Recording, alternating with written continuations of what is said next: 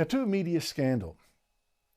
Now, you might have been wondering, why it is that Israeli soldiers are mysteriously now finding things in Gaza that almost no reporters there ever mention. Are they making things up? Things like, Hamas is actually using hospitals as military bases, which America has just confirmed. Like Hamas using a room at one school to make rockets for its terrorists. Like Hamas putting rocket launchers even in scout halls. Now, the reason maybe that journalists were so blind to all this happening right under their noses is that Hamas actually does run Gaza like a police state. And journalists there know better than to tell the truth. People are shot for that. In fact, check what happens when a reporter from Al Jazeera, which is owned by Qatar, which backs Hamas, interviewed a wounded Palestinian man who then complained on camera, "Why is Hamas hiding among us at the hospital? Why don't they just go to hell and hide there?" The reporter cut him off, and boy, he looked scared. بيتخبى بين الناس، ليش يتخبى بين الناس؟ يروح في جهنم يتخبى، يعني هذه شهادات من المواطنين بسبب هذا But the real scandal now exposed is that Western media organisations like CNN, AP and Reuters, they have been using freelance reporters in Gaza who actually accompanied the Hamas terrorists who on October 7 attacked Israel and slaughtered 1,200 Jews. And they included this journalist photographed being kissed by the Hamas leader in Gaza.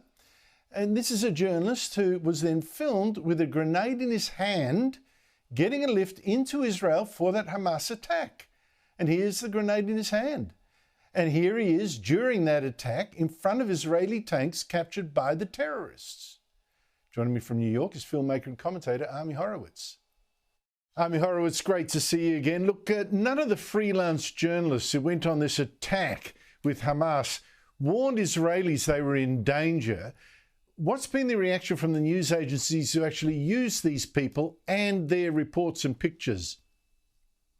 It's incredible. One particular, the one that CNN used. I mean, their announcement on this guy they used who was throwing grenades. He participated in this attack. He wasn't just a journalist covering it. He was involved in it. He was a stringer for CNN. And CNN's comment was, well, we don't have any proof that any of his any of the stories he provided us were biased. That was their response. But yeah, we decided to cut ties with him. I mean, it's truly incredible. And honestly, it's not making a whole lot of waves in the media here, in the mainstream media here in the U.S., because they know the culpability that they have, because they understand that locally in Gaza are controlled by Hamas. So therefore, whatever you're getting from Gaza essentially is filtered through Hamas. This has been going on for years. This is nothing new. So, of course, the mainstream media here wants to ignore it as much as they possibly can. Play it down. Yeah, it seems to me this has gone away so quickly with the media organisations answering just one question. So, we didn't know this attack was going to happen. They weren't pre-warned, or they didn't warn us, and so we couldn't do anything. And this, we just used this stuff. But that doesn't even come close to it, because as you say, if we've got people here that are so embedded with Hamas that they come on a killing spree with them without giving warning, then how can you trust anything they report? They wouldn't be going around telling you, but on the other hand, this is what Hamas is doing to its own people. They wouldn't be giving you that sort of stuff. Of course, there's a bias here. No, you can't trust any information coming from Gaza, including the mainstream media's coverage of it, because they're using people locally. Look, you can't trust the UN. You can't trust the Red Cross. You can't trust any of these organizations, not necessarily because the organizations themselves are untrustworthy, although an argument can be made for that.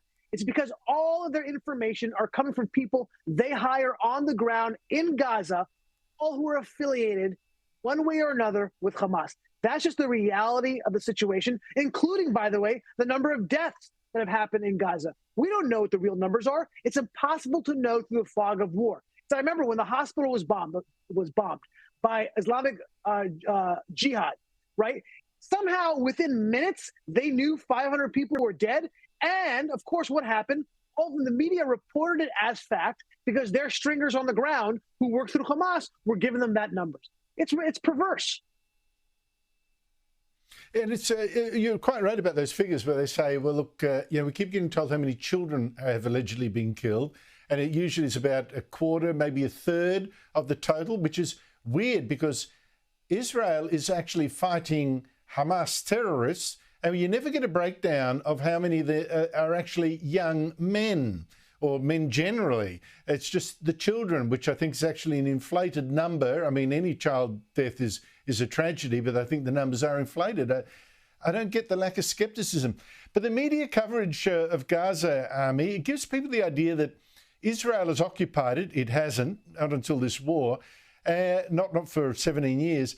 And it was an open-air concentration camp. I kept getting told that. But when you look at footage of Gaza, or at least the nicer bits before the war that Hamas started, you see that it's not what activists like to claim and what most media presents. This reporting on Gaza army, what do you make of it?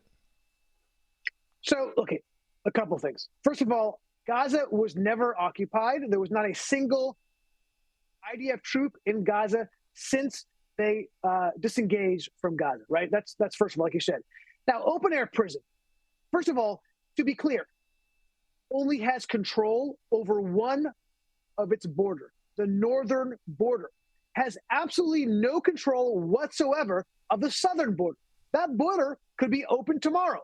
Just the Egyptians who control the Rafah crossing have it closed. So to blame Israel for being a quote unquote open air prison is ridiculous. I've been to Gaza after this engagement, and Gaza wasn't a wonderland for certain, but to make this idea that this open air prison nonsense, that nobody had food and fuel, there was plenty of food and fuel, and people were out and they were working. Life was relatively normal there. Okay, it wasn't the same life you have in Tel Aviv, but that's the fault of who?